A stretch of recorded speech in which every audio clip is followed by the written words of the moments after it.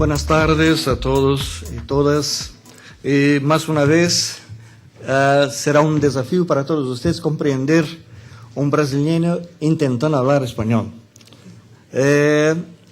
Muchos de mis alumnos en la universidad me hablan, me dicen que yo tengo una propiedad en la voz, que es una propiedad muy soporífera. Espero que no sea realidad. Pues bien, ayer hablé con usted sobre la política del Ministerio de Salud de Brasil.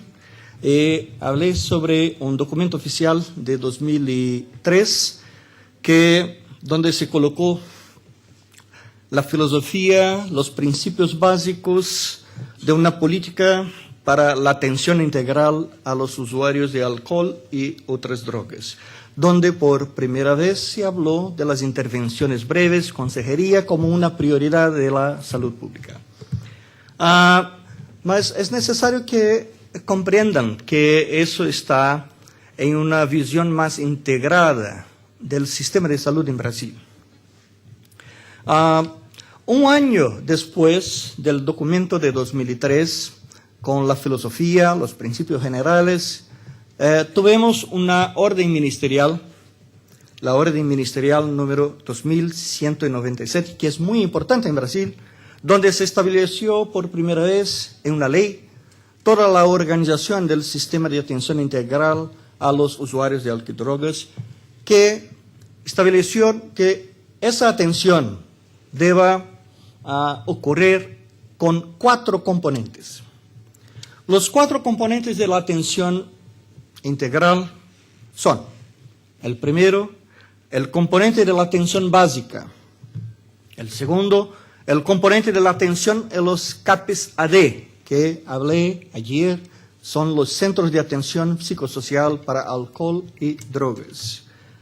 También la atención ambulatoria y otras unidades extrahospitalarias especializadas están en el segundo componente. El tercer componente es el componente de la atención hospitalaria de referencia, o sea, son unidades de desintoxicación, como también unidades de corta duración.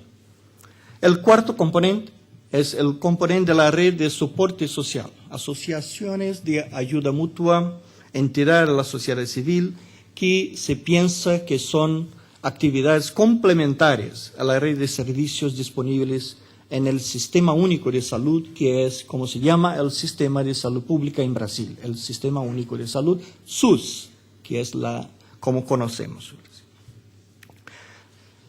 Las intervenciones breves están ubicadas en el plan de Brasil, en el plan del Ministerio de Salud. ¿Dónde? En el componente de la atención básica. Y creo que es necesario hablar acá que nosotros pensamos que las intervenciones breves no son no sé si hay esa palabra en castellano, en español, una panacea. ¿Comprende lo que hablo? Una panacea. No es una panacea. No es posible hablar, pensamos nosotros, como intervenciones breves para todo. Cuando pensamos en intervenciones breves, pensamos en un conjunto de acciones, sí, muy breves, muy rápidas, accesibles para los no especialistas, que se hace en el componente de atención básica. O sea, es una acción en el ámbito de la salud. Ya hablé ayer sobre la estructura de la asistencia en Brasil y más una vez gustaría de señalar que las intervenciones breves están muy más cercanas del programa de salud de familia, como también en las unidades básicas de salud. El programa de salud de familia en Brasil se desarrolló en los últimos 10 años, 11 años. Se puede ver acá que... ¿cómo se hace? Maravilloso. Es como una mágica. Sí. Se puede ver acá, 1998, la cobertura de los programas de salud de familia en Brasil. 2008, 2006, acá ya se puede ver que se alcanzó una cobertura de más de 70%, casi 80% en todo el territorio brasileño. Vamos a hablar un poco del proceso de implementación de las intervenciones breves en Brasil. ¿Cómo empezó? Como los hablé ayer, recibimos la invitación de la Organización Mundial de Salud para una reunión de trabajo que recibió el soporte financiero de la Generalitat de Cataluña. Juan Colón fue muy importante para que tuviéramos esa reunión en Alicante. También muy importante fue el trabajo de la doctora Maristela Montero, que trabaja ahora en Washington, en la oficina de la OPS en Washington. Y en esa reunión se discutió la diseminación de las intervenciones breves en otros países, que no solamente Europa, Estados Unidos, en los países en desarrollo. Acá ustedes pueden ver Tom Babel, John Higgins Beadle y todos los demás son los otros cucarachos de Brasil. Acá está nuestro colega Ricardo Aeve, la profesora María Lucia Formigoni, que también hace un trabajo muy importante en la ciudad de São Paulo, en una otra universidad, la Universidad Federal de São Paulo, no es la misma, mucha gente piensa que es la misma, no es. Acá estoy yo, un poco más nuevo, más joven. También otros colegas de Ribeirão Preto, el profesor Milton Laprega y nuestra colega psicóloga Clarissa Corral. Ese grupo de brasileños acá es el grupo que llevó la idea de las intervenciones breves a Brasil. Con eso empezamos a hacer lo que, el primer paso, la definición de un protocolo basado en qué, en los manuales de la OMS. Es muy importante hablar de eso, porque como hay una variedad muy grande de definiciones, mismo el nombre, intervención breve, es un nombre que cuando uno procura en la literatura, en la bibliografía, va a encontrar muchas definiciones. Por eso, en nuestro protocolo nos basamos en los manuales de la OMS. Es muy importante decir que la OMS tiene dos manuales. Para el audit tenemos una edición de 1989 y una otra edición de 2001. La edición que estamos hablando es la edición de 2001. También en 2001 salió la primera edición del manual de la OMS de las intervenciones breves. Los dos manuales, conjuntamente, son el conjunto de materiales básicos que constituyeron nuestro modelo de trabajo. Hicimos una traducción y una adaptación brasileña y nuestro grupo ha publicado esos manuales en portugués. Es muy importante decir que cuando hicimos la adaptación del audit para el portugués, ya teníamos en Brasil otras versiones del audit basadas en la primera edición del manual de la OMS. Y hay algunas pocas diferencias. Entonces es necesario que ustedes acá también tengan un poco de atención a eso. ¿Qué versión están utilizando? También una cosa muy importante es lo siguiente. En las tres primeras preguntas del audit es muy necesario conocer la unidad de bebida estándar, como llaman acá, o como es para nosotros, dose padrón, o dosis patrón. Es como llamamos en Brasil. Es necesario conocer el patrón local, porque es necesario hacer algunos cambios en audit. Si uno desea utilizar el mismo punto de corte, ¿es así que se habla acá? El mismo punto de corte que es utilizada internacionalmente, que es 7, es necesario hacer una adaptación.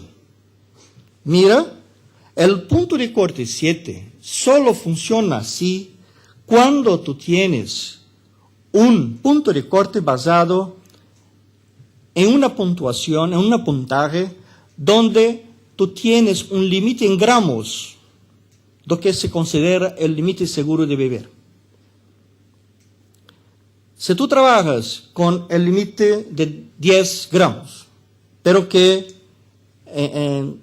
acá, en Chile, la gente es diferente. La unidad básica no es 10 gramos.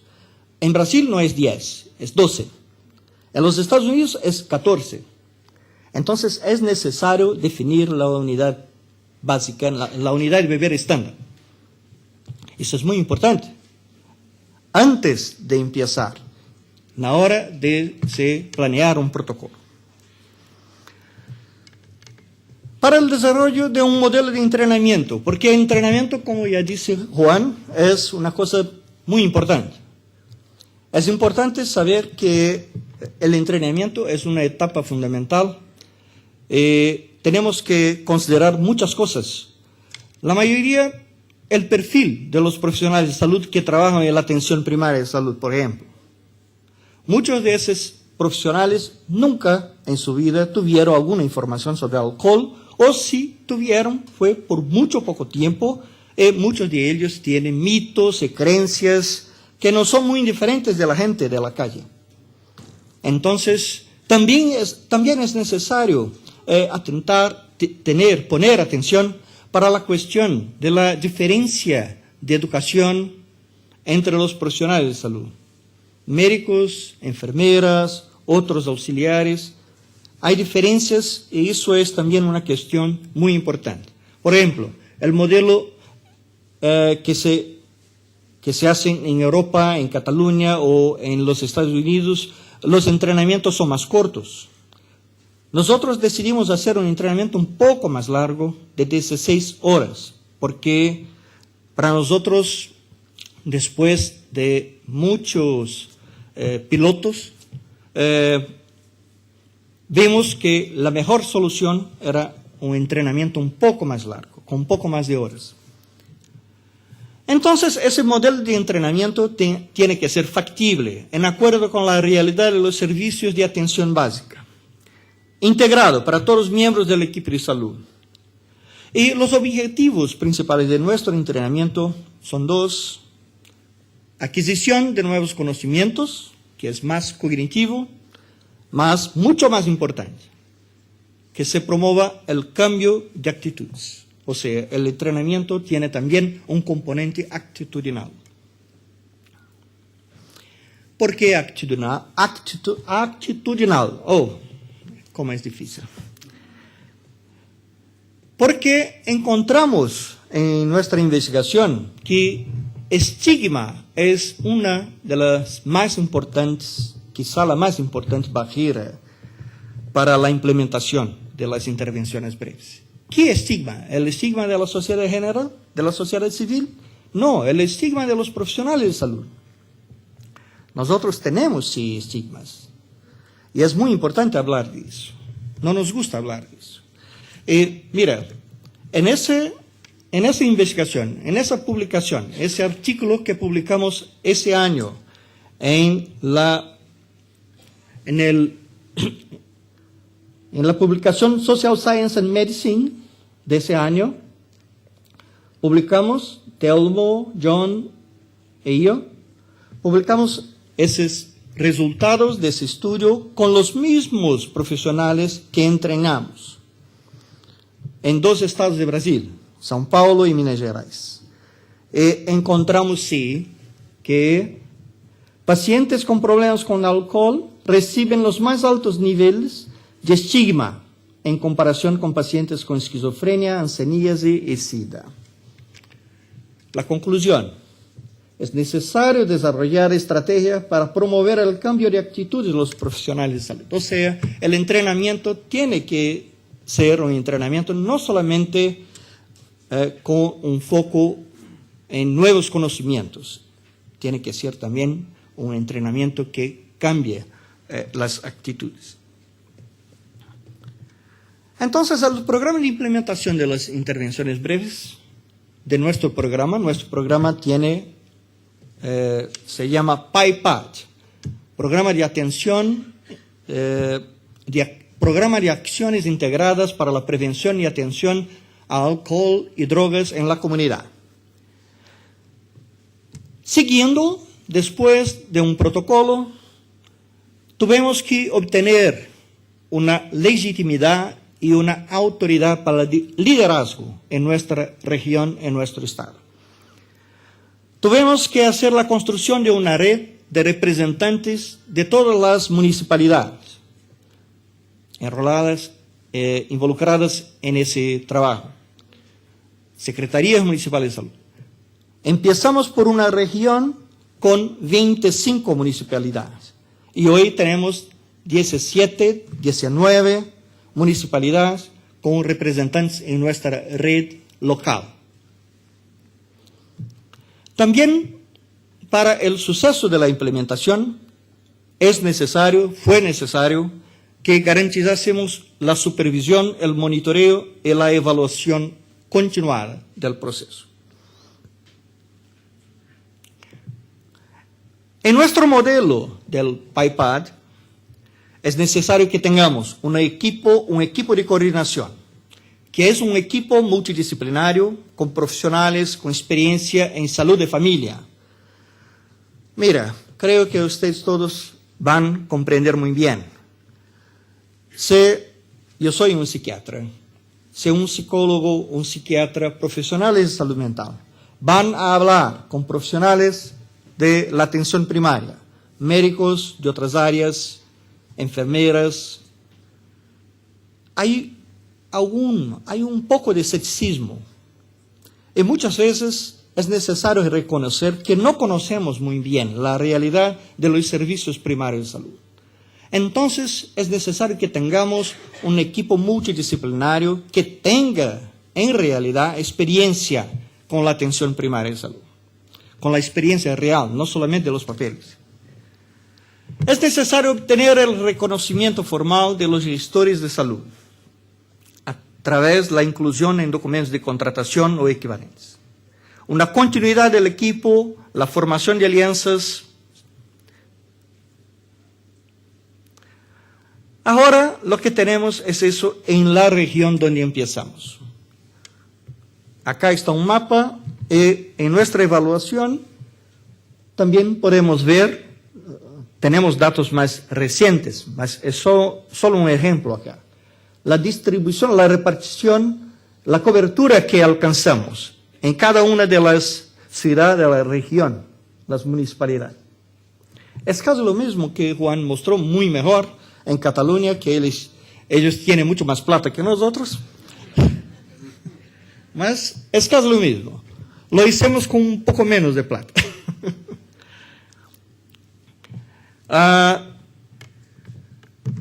Nuestro trabajo y la evaluación significa tener metas muy claras. Entonces, en nuestro protocolo también ya tenemos algunas metas. Nuestras metas son metas de cobertura de capacitación. Por ejemplo, porcentaje de equipos entrenados, porcentaje de profesionales entrenados en cada equipo, porcentaje de cobertura distrital regional. Utilizamos para eso un número mágico, 60%. Buscamos alcanzar por lo menos 60% de los profesionales de cada equipo, de los equipos de una ciudad, de la ciudad de una región.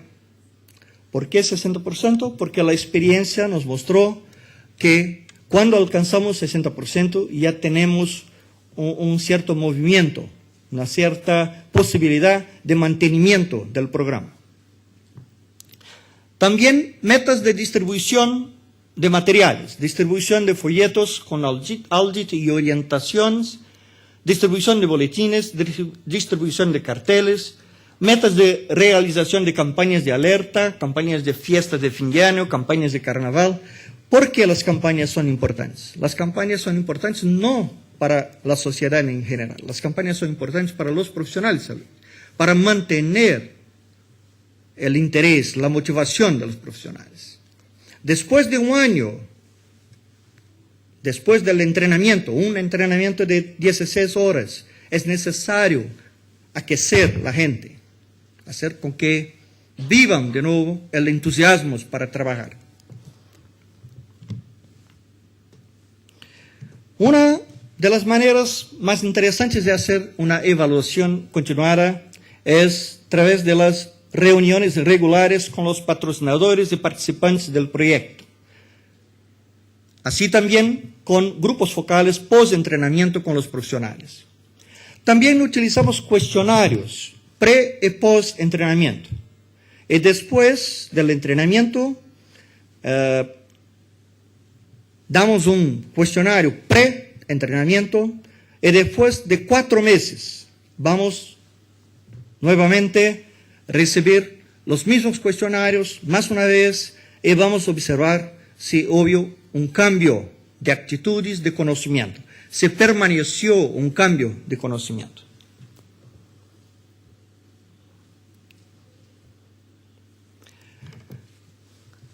Acá ustedes pueden ver el progreso de los entrenamientos. Desde el comienzo, en 2003, cuando empezó la aplicación del protocolo, que hicimos la adaptación, la preparación en un año, 2002, en 2003 empezamos los entrenamientos y acá ustedes pueden ver, hay un tiempo inicial de adaptación. Y después del tiempo inicial de adaptación se puede ver un crecimiento siempre más constante. Tenemos hoy entrenamientos todas las semanas. Ahora mismo estoy hablando acá con ustedes y mi equipo en Brasil está haciendo entrenamientos. Con los entrenamientos empieza también la supervisión. Cada equipo recibe una supervisión, por lo menos 4 meses, por lo menos 4 sesiones de supervisión. Y en las supervisiones también hacemos una evaluación local, cualitativa. Mas tenemos algunos resultados cuantitativos también con los cuestionarios que utilizamos. Y lo que podemos encontrar es que, sí, encontramos un cambio de actitudes después del entrenamiento. El nivel de información sobre intervenciones breves muestra una correlación estadística positiva con la reducción de expectativas pro consumo de alcohol. Entonces, por lo menos podemos hablar que el entrenamiento fue muy útil para cambiar las actitudes de los profesionales de salud. Tenemos otros datos y otros resultados más cualitativos que muestran también la evolución positiva en la localidad, en la comunidad. Las acciones preventivas están cada vez más presentes. Y también una otra cosa que observamos, que ya hablé ayer, fue un crecimiento, un aumento de las hospitalizaciones, que es también una consecuencia de la aplicación de las intervenciones breves en la comunidad. Un otro resultado que encontramos muy interesante es que en nuestros equipos de salud de familia tenemos médicos de familia, como tenemos también enfermeras, y tenemos lo que llamamos en Brasil agentes comunitarios de salud. Cuando hacemos los entrenamientos son para todo el equipo, médicos, enfermeras, agentes comunitarios de salud. Y los agentes comunitarios de salud tienen una formación, una educación muy baja, muy baja.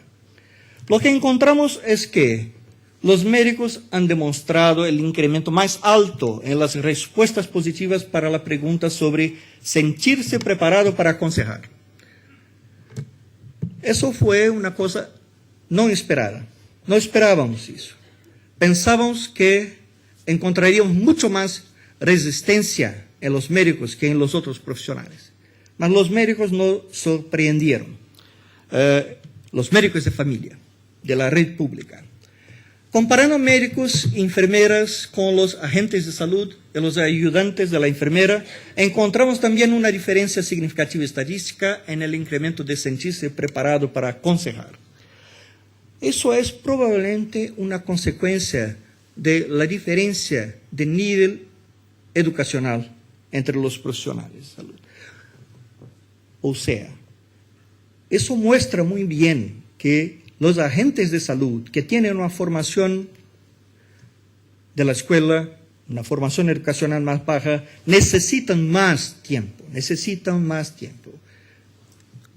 El entrenamiento no tiene que ser un poco más largo. Para la evaluación continuada, hacemos los grupos focales, 4 a 6 meses después de entrenar, evaluación a través de visitas de supervisión, aplicación también de una escala de calidad para el equipo. Y con eso podemos detectar los equipos que están más avanzados, los equipos que están más atrás, que no tienen tanta independencia o que no están tan motivados a hacer. Porque no se debe hablar solamente de los individuos, los profesionales de salud individualmente. Es necesario trabajar con el equipo como un todo. Estamos también trabajando ahora con la posibilidad de la introducción de un sistema informatizado para la evaluación. Es eso, sobre el tema de evaluación es lo que tengo que hablar. Hay muchas otras cosas, más detalles, si a uno lo interesa, acá puede ver mi email. Tenemos mucho placer en responder a sus preguntas. Muchas gracias a todos. Voy a hablarles complementariamente lo que ha dicho el profesor Erickson Furtado, un poco cómo estamos estableciendo la evaluación inicial y las siguientes evaluaciones del programa. Y lo haremos desde la perspectiva también de la evaluación de proceso y también de resultados. Nuestro campo, igual que nos sucede con el profesor Erickson Furtado en Brasil, es muy relevante en este contexto, como decía antes, la evaluación del proceso, es decir, ¿dónde estamos llegando? ¿Con quién estamos llegando? ¿Hasta qué punto hemos cubierto nuestras expectativas y objetivos? Pero para eso me gustaría también saber dónde partíamos. Mire usted, partíamos de esta información cuando empezamos el programa, hicimos algunas investigaciones con los centros y preguntamos a los médicos y, por otro lado, a los pacientes, de forma indistinta, si exploraban a los médicos el consumo de alcohol en atención primaria. Estoy hablando del principio del proyecto, antes del 2002. Y entonces nos salía que entre el 35 y el 60% de los médicos, como mínimo, exploraban el consumo de alcohol correctamente, según ellos, cuando se le preguntábamos directamente a los médicos.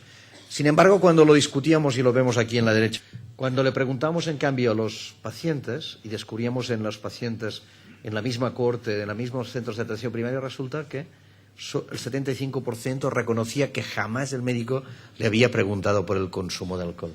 Con lo cual ven que hay había una clara desincronización, no sintonía, entre la percepción que tenía el médico de que sí, que sistemáticamente preguntaba en relación con el consumo de alcohol y la que tenía el paciente. Es verdad que el paciente puede tener una información, digamos, un poco, es decir, escondida en un contexto de una pregunta más general o menos específica sobre consumo. Y podía haber ahí un cierto sesgo, pero, sin embargo, la diferencia de resultados es bastante significativa. Por tanto, nos planteamos una evaluación de proceso que consiste en valorar, por un lado, la satisfacción de los formadores y de los formados, el número de cursos de formación que realizamos, el número de formaciones en los centros. Acordaros que formamos inicialmente a los formadores que se iban a los centros de atención primaria. Actualmente formamos a los referentes, a los iguales de los centros de atención primaria, y luego hacemos unas sesiones de formación en los propios centros a través de los formadores. Por tanto, tenemos información de el número de cursos de formación, el número de formaciones, el número de profesionales formados y el número de referentes increciendo o no que tenemos en el sistema. Y, por tanto, en los estudios iniciales observamos cuál era la evaluación y podemos ver aquí que, en general, esto sería la parte positiva y a partir de ahí la parte negativa y aquí la indiferente, se observaba en los inicios del proceso, del programa, una valoración entre buena y muy buena, prácticamente del 80%, de que era útil para dar consejos también de aproximadamente alrededor del 50%, de mejorar las debilidades, también se situaba en la mayoría en este campo, de ayudar en la clínica diaria, también había una mayoría absoluta de valoración, para ayudar a hacer screening en menor grado, pero también salía positivo. Nosotros, cuando hemos empezado esta segunda fase, la segunda fase itinerante, esta que les decía que va desde el 2005 al 2009, ya creamos unos documentos ad hoc, que son estos que están aquí, que no los pueden ver ni en broma, pero que en realidad, y están en catalán, si no se lo hubiera proyectado, empieza con un documento previo que va dirigido al médico y la enfermera, y es un documento que es para saber el conocimiento del equipo, los conocimientos del equipo de atención primaria en relación con el alcohol. Y entonces le preguntamos en qué centro de atención primaria estamos, es anónimo, pero sabemos el centro, sabemos las personas, si se trata de un médico, una enfermera, un asistente social, etcétera, el sexo, y por favor le preguntamos, traduzco literalmente, algunas afirmaciones y el grado de acuerdo de 1 a 5, totalmente en desacuerdo, totalmente de acuerdo. Dice, conozco lo que es una unidad de vida estándar, o conozco los criterios para identificar el consumo de riesgo, o conozco la diferencia entre consumo de riesgo y dependencia de alcohol. El 4 era, sé aplicar instrumentos de cribaje del consumo excesivo de alcohol. Sé identificar en la práctica clínica cuando una persona tiene un consumo de riesgo. Sé en qué consisten las intervenciones breves en bebedores de riesgo. Conozco los criterios para diagnosticar la dependencia de alcohol. Conozco suficientemente para trabajar con dependientes de alcohol. Conozco los centros de atención a drogodependencias de referencia para mi zona y mantengo una actuación de coordinación satisfactoria con los profesionales de estos centros. Entonces había un segundo apartado en la parte final que decía necesidades de formación. Esto es el pretest, antes de empezar la formación. Y decía, necesita más información, también con una escala del 1 al 5, en epidemiología, en magnitud del problema, en conceptos básicos como V, unidad de vida estándar, pautas de consumo, de identificación del consumo excesivo de alcohol, intervención con consumidores de riesgo, intervención con dependencia de alcohol o coordinación con los centros especializados. Entonces, esta información la recibimos, de hecho, o sea, no me invento nada, con este sobre que directamente iba al centro coordinador, en este caso nuestro programa, que evaluaba estos resultados. Paralelamente a eso, también para los asistentes al curso de atención primaria, es decir, médicos, enfermeras y tal, ya cuando se había hecho la información, preguntábamos indicar vuestro nivel de acuerdo con las afirmaciones siguientes. Dice, el curso me ha dado respuesta a mis necesidades de formación en materia de alcohol. Sí, no, etcétera. Los conocimientos expuestos no son aplicables a mi consulta. El contenido de la formación es pertinente para promover la participación de la atención primaria de salud. Los materiales proporcionados no facilitan, o sea, son preguntas afirmativas y negativas, no facilitan el trabajo del personal médico de enfermería. Los casos prácticos, que es una forma que ahora veréis que incorporamos en la formación, son una buena estrategia para capacitar. No estoy preparado para hacer un cribaje de consumo de alcohol. Estoy preparado para identificar el consumo de riesgo, estoy preparado para identificar la dependencia de alcohol, estoy preparado para usar instrumentos validados, tipo Audit ISCA o Audit C, corto. No estoy preparado para intervenir en casos de consumo de riesgo. Estoy preparado para tratar la dependencia alcohólica con el soporte de los centros especializados. No conozco el proceso de derivación de pacientes. Conozco el nivel de implementación acordado de ni mínimo, estándar o máximo, que luego veremos. Conozco el protocolo de intervención acordado. La formación me ha permitido consolidar mis conocimientos previos. La formación me ha permitido aprender conocimientos nuevos. Considero útil la figura del referente de alcohol, que os he ido explicando durante todo el día. Y mi valoración general de la formación es positiva. Y había unas líneas abiertas para que pudiera consignar, expresar también sus conocimientos en relación con este tema.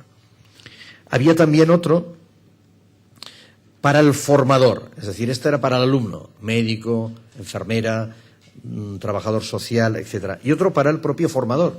Y también le preguntábamos grados de acuerdo con las siguientes afirmaciones. Dice, los conocimientos previos de los asistentes no me han facilitado el desarrollo de la formación. La actitud de los asistentes respecto a la enfermedad ha sido favorable. Los asistentes no han participado activamente. Es decir, estamos introduciendo siempre preguntas afirmativas y negativas para evitar el sesgo de que el propio, en este caso, formador, el referente, nos conteste fácilmente que sí a todo, ¿no? Y va de todo, ¿eh? No se puede conseguir la situación actual, no se puede establecer un acuerdo grupal, no es posible establecer, no es viable un acuerdo de derivación de pacientes, en general de los resultados de la formación son satisfactorios. Es decir, intentamos preguntar 20 preguntas, 20 cuestiones sobre este tema. Y finalmente, el tercer documento que se entrega sistemáticamente en cualquier formación, después de haber realizado la sesión de actualización, es la siguiente, que es un poco el acuerdo de implementación. Es decir, después de la formación a estos médicos, enfermeras y trabajadores sociales, os acordáis que decíamos que habían de acordar un nivel de implantación en el programa de distintos niveles. Entonces dice aquí que el acuerdo de implementación es el siguiente. Dice, hemos acordado, ahí queda constancia, promover la prevención del consumo de alcohol mediante un nivel de implementación mínimo. Esto significaría grupos de población especialmente vulnerables. Y le preguntamos que me identifique cuáles. Por ejemplo, mujeres embarazadas, adolescentes, jóvenes. Estándar, grupos de población con mayor prevalencia de consumo de riesgo. ¿Cuáles? Por ejemplo, a lo mejor, hombres adultos. Máxima, toda la población. Screening total. Dice, el objetivo de la implementación será realizado por personal de medicina, enfermería, ambos. Para intervenir en el consumo excesivo de alcohol se utilizará el protocolo del beber menos, guía de intervención que tenemos aquí, un protocolo propio, es posible que algún centro haga un protocolo propio, y entonces pedimos que se describa, o aún no se ha acordado qué tipo de protocolo se va a utilizar. Para derivación de un paciente alcohólico a un centro especializado, utilizaremos el protocolo existente, el que está descrito, o no, se ha diseñado un protocolo nuevo, o no se dispone ningún protocolo. Para el registro de la información correspondiente se utilizará la historia clínica. Entonces, en Cataluña tenemos 3 tipos de historias clínicas informatizadas, que no es el caso de aquí, el ECAP, el OmniApp, el SIAP-WIN, pero es igual. Dice, en esta historia clínica, los códigos que utilizaremos para registrar los patrones de consumo son el consumo de bajo riesgo, el consumo de riesgo, el consumo perjudicial y dependencia al alcohol. Para realizar el seguimiento del cumplimiento de los objetivos propuestos, la área básica de salud, es decir, el equipo de atención primaria, propone verificarlos mediante información mensual, semestral, trimestral, otros. En caso de realizar el seguimiento del cumplimiento de los objetivos, el proceso previsto es, y esto lo dejamos abierto para que cada centro de atención primaria lo diga, y en caso de crear un grupo de trabajo específico para hacer el seguimiento del cumplimiento, las personas responsables son tal médico, tal enfermera, tal trabajador social. Es decir, que como veis intentamos monitorizar tanto la formación previa como la formación de los usuarios, receptores, como la de los formadores, como de los acuerdos de implementación. Y eso nos da una serie de información del proceso y finalmente de los resultados. Por ejemplo, en cuanto al proceso, aquí podemos observar en el año 2009 cuáles eran los objetivos que nos habíamos propuesto, tanto la relación de referentes como centros de atención primaria previstos como centros pendientes. Por ejemplo, a finales de diciembre, teóricamente nos quedarán alrededor de 78 centros pendientes para realizar la intervención, pero lo habremos hecho en 282 centros. El resultado es bastante correcto. De esta formación continuada, lo mismo de los referentes. A final del 2009 tendremos aproximadamente 400 y algo referentes identificados. De los referentes formados hasta ahora, no en diciembre, sino hasta ahora, son un poco menos, 162 son personal de enfermería y 143 son médicos. Este es el equipo, digamos, potencialmente responsable de la formación de sus correligionarios. Y en cuanto a la distribución territorial, que les comentaba esta mañana, tenemos por regiones sanitarias, Cataluña se distribuye por distintas regiones sanitarias, concretamente por 7. Y de estas 7 regiones sanitarias tenemos el total de áreas básicas de salud, es decir, total de equipos de atención primaria existentes en el municipio, y el grado de implementación. Por ejemplo, podéis ver, insisto, de esta última fase, porque la primera llegamos a todos. Tenemos el 22% del área de montañas, un área muy despoblada y por tanto mucho más compleja. El 64% en Lérida, que es una zona ya urbana, es decir, el 89% en otras áreas, y en la mediana total es de alrededor del 54%. Es decir, habremos intervenido en el 54% hasta ahora, hasta antes de ayer, de los centros de atención primaria de Cataluña. Si miramos las formaciones que hemos hecho de actualización, podemos ver que del total de actualizaciones, del total de 192 áreas básicas con referente, habremos hecho 137, de las cuales 137 este año habremos hecho 73 en el 2009. Y para finalizar, porque me gustaría que hubiera más posibilidad de diálogo y tuviéramos más tiempo en este sentido, en cuanto a lo que llamamos resultados, que son evaluación más de contenido en los resultados, podríamos hablar de cambios en las actitudes, en los conocimientos, en la actitud en relación con la consulta y en la disminución del consumo. Y esta es la que menos tenemos, evidentemente. Disculpad porque las diapositivas estas están en inglés, no he tenido tiempo de traducirlas, pero os lo puedo contar. A los 3 meses, en las intervenciones, en las evaluaciones previas, observábamos, en cuanto a los profesionales, hacíamos un seguimiento basal, inicial y a los 3 meses. Y podíamos ver que se sentían satisfechos con la ayuda en relación con el cambio de hábitos, para preguntar el cambio de hábitos, la mayoría, es decir, había una mayoría selectiva, es decir, había un cambio estadísticamente significativo con la satisfacción de los profesionales. Lo mismo sucedía con las intervenciones, con la utilización de la unidad de vivienda estándar. También era significativa. En cambio, no era significativo la formación en relación con la suficiencia en la formación. O los criterios sobre el consumidor de riesgo, tampoco era significativo. Pero sí que era significativo también la utilización de instrumentos estandarizados. O bien con los pacientes screenizados. Pero aquí se daba una paradoja muy interesante. Fijaros que disminuye. Estoy hablando del principio del programa.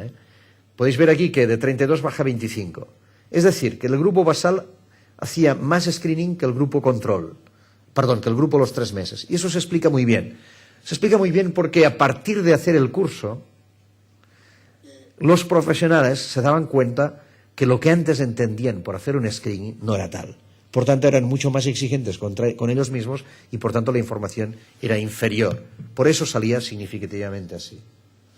Cuando hablamos de los resultados en las historias clínicas, ahí tenemos ninguna información estadísticamente significativa. Insisto, hablo del 2002, de los primeros estudios que hicimos a los 3 meses.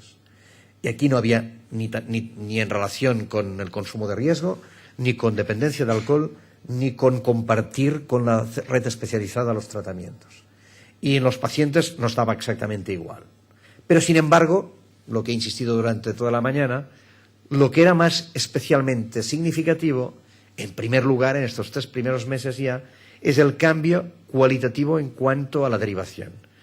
En el margen izquierdo de la diapositiva pueden ver los inicios de tratamiento por alcohol y por otras drogas, y en la parte derecha se puede ver cómo se mantiene estable la parte superior de la curva, ahí, la derivación de otras fuentes, y sin embargo se incrementa extraordinariamente, a partir del 2002 de la formación, el número de casos que se derivan desde la atención primaria. Es decir, de entrada, el programa ha permitido identificar mejor y derivar los casos más graves, los más severos. Y ahí tenemos ya indicadores más actuales, de los actuales programas de actualización. Por ejemplo, esto es sobre el cribado. Y pueden observar aquí que desde el 2005, segunda fase itinerante del proceso, se incrementa extraordinariamente, prácticamente. Esto es cada línea representa una región sanitaria de las 7 que se divide Cataluña. Como en general crece espectacularmente la evolución del cribado de consumo de alcohol en la atención primaria. Para terminar y para concluir, podríamos decir que aparece una clara mejora de las actitudes de los profesionales en relación con el tema del alcohol, una clara mejora, y esto nos explica la identificación de estos test, de estos cuestionarios que antes os explicaba, de los conocimientos sobre tanto unidad de medida estándar como sus equivalencias, como del uso de instrumentos estandarizados tipo Audit o Audit C o ISQIA, o también cambios claramente muy claros en la identificación, en la implementación del cribado. Por ejemplo, hemos pasado, y esto sí que es un audit externo, esto es hecho a través de un audit externo, no audit de Tom Babor, sino una auditoría de historias clínicas. Es decir, auditando las historias clínicas de primaria, en el año 2000 teníamos un 32% y hemos pasado en el 2008 a un 51%. Es decir, que en un 51% de las historias clínicas está perfectamente documentado el cribado del consumo de alcohol. Y finalmente, como decía, hemos visto ha resultado a corto plazo un incremento muy importante de la derivación a la red especializada. Por tanto, encontramos una evaluación del nivel de diseminación y de la implementación en consulta elevado, una evaluación de proceso que es fundamental hacerla y que además requiere, eso es una recomendación muy práctica, un sistema de control continuo y muy centralizado, sin eso no podemos seguirlo, y la evaluación de resultado en fases piloto nos permite realizar, o sea, se debería realizar mediante pretest y post-test, pero a largo plazo se requiere indicadores de monitorización más específicos y ajenos a la propia informatización del proceso de evaluación. Es decir, se requiere evaluarlo a través de la compra de servicios y se requiere también hacer auditorías sistemáticas de historia clínica, de registros. Gracias por su atención.